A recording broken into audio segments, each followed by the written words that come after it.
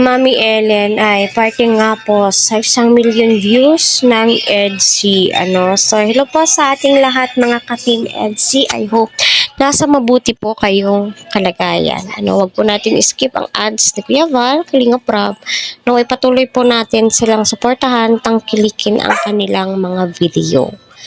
Para sa ganon ay marami pa pong kababayan po natin ang kanilang malingap dahil nga po sa hirap ng buhay ngayon, kahit saan po tayo pumunta, grabe napaka-krisis kung napapansin nyo ba. Ay nako, yun ko ba kung bakit ko nasasabi yan kasi yun naman po talaga. So ayun, sa part 17 kung saan andon ang nanay ni Beatrice, napaka-advance ko naman.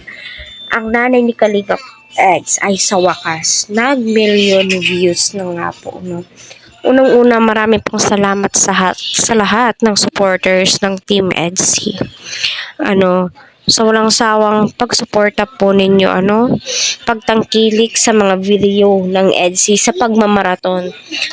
Ito na nga po, nagbubunga na. Nagkakaroon na po ng million views ang EDSI, which is nakakatuwa naman po talaga.